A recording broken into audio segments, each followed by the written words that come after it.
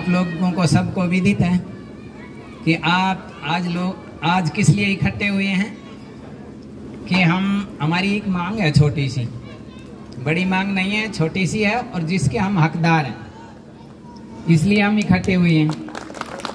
और एक विशेषता और बता दो, मुझे किसी ने एक बहुत बढ़िया बात कही कि बोले जी, इस भारत के अंदर बहुत मूवमेंट होते हैं, आंदोलन होते हैं, धरना प्रदर्शन होते हैं, लेकिन सबसे बढ़िया धरना प्रदर्शन यादवों का होता है।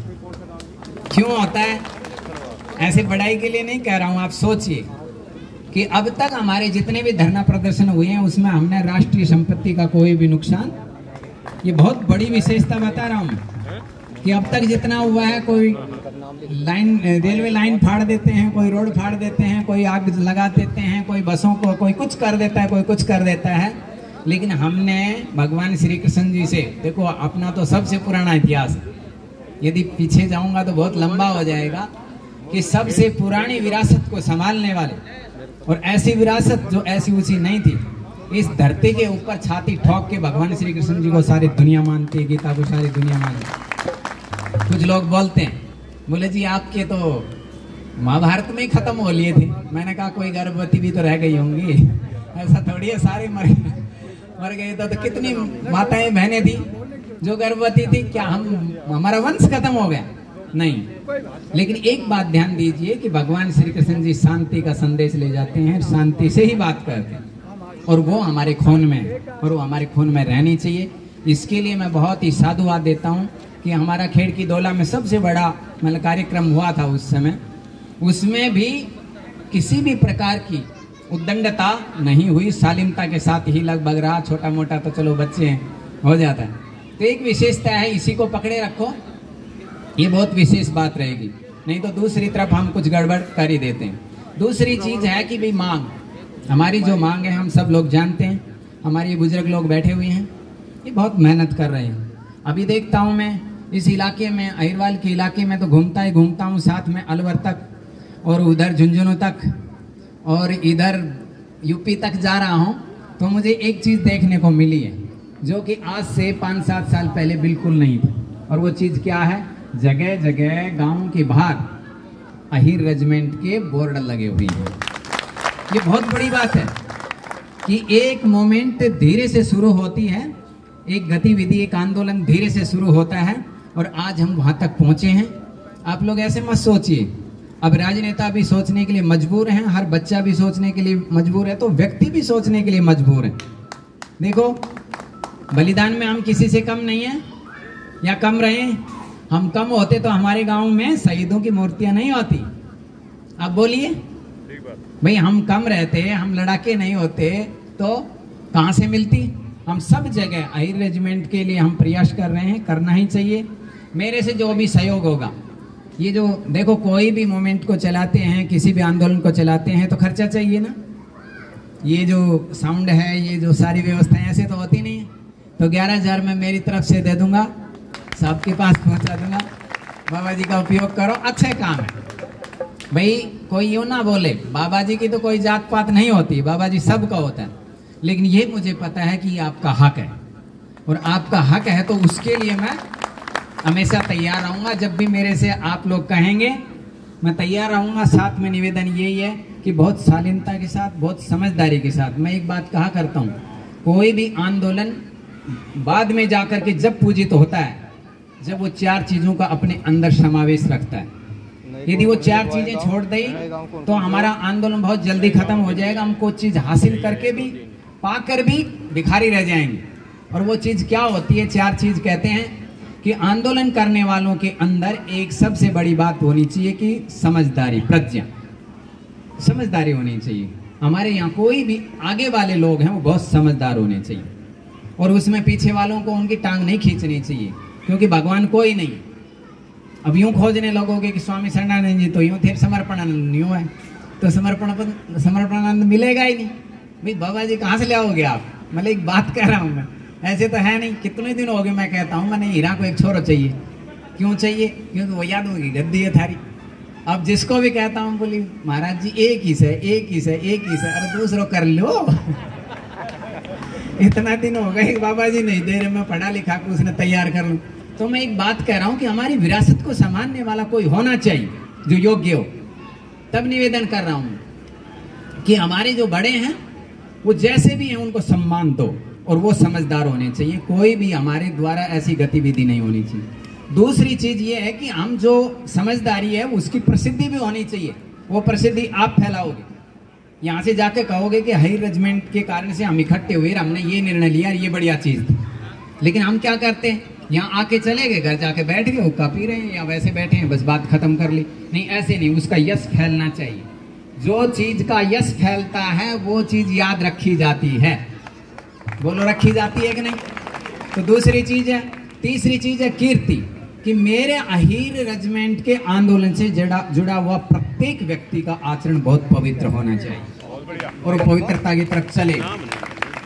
उसका जो आचरण है, कीर्ति का मतलब उसकी क्रियाकलाप, उसके क्रियाकलाप ऐसे होने चाहिए कि दूसरे भी उसका अनुकरण करने के लिए मजबूर हो जाएं कि हाँ, अहीर रेजिमेंट वाले ये आचरण करते, ये हमें अपनाना चाहिए। बोलो, अपनाना चाहिए कि नहीं? भाई हमें सीखना चाहिए ना, जिन्होंने भी आंदोलन किए हैं उनसे हमें सीखना चाहिए। जो राष्ट्रीय संपत्ति को नुकसान करते हैं, उल्टा सीधा काम करते हैं, उसको छोड़ दो। अपनी फाइल में वो बिल्कुल नहीं है, हमारा चैप्टर ही नहीं है वो। देखो, मैं निवेदन कर रहा हूँ, नहीं तो हम मारे जाएंगे, आज नहीं कल मारे जाएंगे, 100 साल बाद भी मारे जाएंगे यदि हमारे द्वारा कोई भी छोटा आचरण होता है। तो क्या करना है, कीर्ति होनी चाहिए हमारी। 3 चीज बताई, चौथी चीज और निवेदन कर रहा हूं मैं। चौथी चीज है ब्रह्म वर्चस्व। ब्रह्म वर्चस्व का मतलब होता है हमारे अंदर एक धार्मिक निष्ठा भी होनी चाहिए।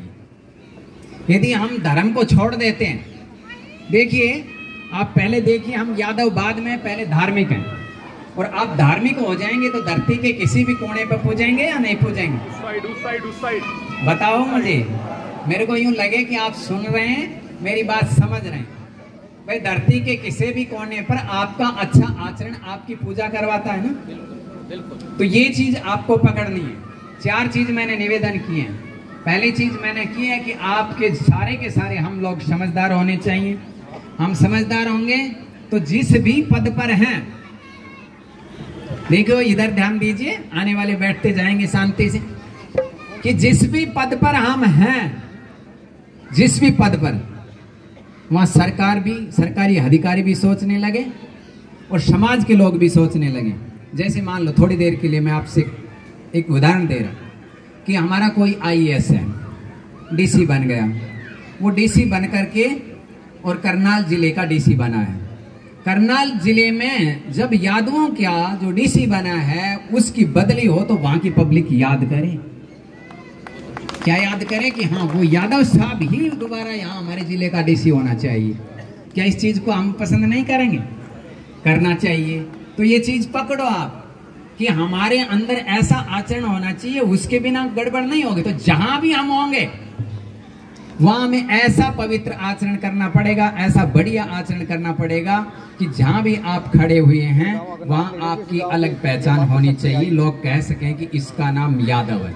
नहीं, मैंने पहले बोल दिया था। देखो, एक छोटी सी बात बताता हूँ कि आपके संस्कारों की जो पूरी दुनिया में अभी प्रसिद्ध हुई, एक छोटी सी घटना जो आपने देखी होगी। आपके यहाँ एक बेटा है जिसका नाम एल्विस यादव है। वो एल्विस यादव किसी से बात कर रहा था। देखिए आप क्या पकड़ते हैं, लेकिन मैं आपके संस्कार बता रहा हूँ कि ये संस्कार यदि आपके अंदर जीवित होंगे तो आप पूजित क्यों नहीं होंगे। वो किसी से बात कर रहा था, एक बहन के साथ, और बात करते हुए उसका पैर उसके पैर के लग गया।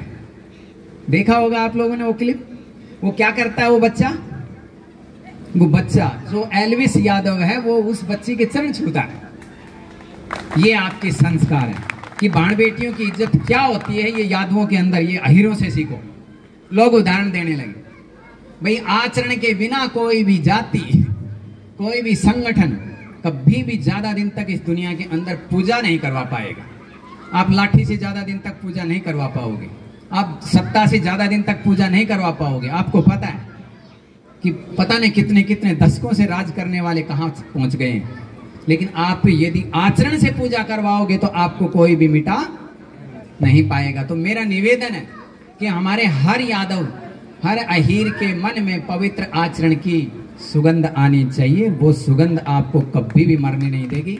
और आपके सामने सबसे बड़ा उदाहरण इस पृथ्वी पर सबसे बड़ा उदाहरण पेश कर गए भगवान श्री कृष्ण जी, जिनके विषय में मतलब वेदों का प्रकांड पंडित महर्षि दयानंद सरस्वती कहता है कि कृष्ण इस इतिहास के अंदर ऐसा चरित्र है जिसने जन्म से लेकर मृत्यु पर्यंत कोई भी पाप नहीं किया। देखो क्या है आपकी, आप देखिए आपकी विरासत क्या है, आप कहां पैदा हुए हैं, आपके पूर्वज कौन थे, उनके क्या संस्कार थे।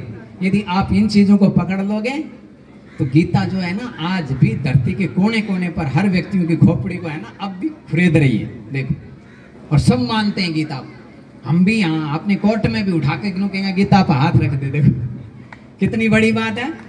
इसको लिखने वाला, इसको बोलने वाला कौन था? महाभारत के युद्ध के, जो महाभारत का युद्ध था कुरुक्षेत्र के मैदान के अंदर जो उद्घोषणा करने वाले आप ही के पूर्वज थे, आप उसी कुल के हैं। तो आपने कुल की गरिमा, अपने कुल की पवित्रता, अपने आचरण की पवित्रता, अपने समाज की पवित्रता, ये सारी चीज आचरण के साथ आप रखेंगे तो आपको कोई भी नहीं मिटा पाएगा। मैं बाबा जी हूँ, मेरी जिम्मेवारी ज़्यादा बनती है, इसलिए मैं सुबह से शाम तक आप लोगों के समक्ष जा करके जो भी अपनी बात है, जो गुरुओं से संतों से, हमारे पूर्वजों से मुझे जो आचरण मिले हैं वो आप लोगों को बताता रहता हूँ। आशा है, विश्वास करके जा रहा हूँ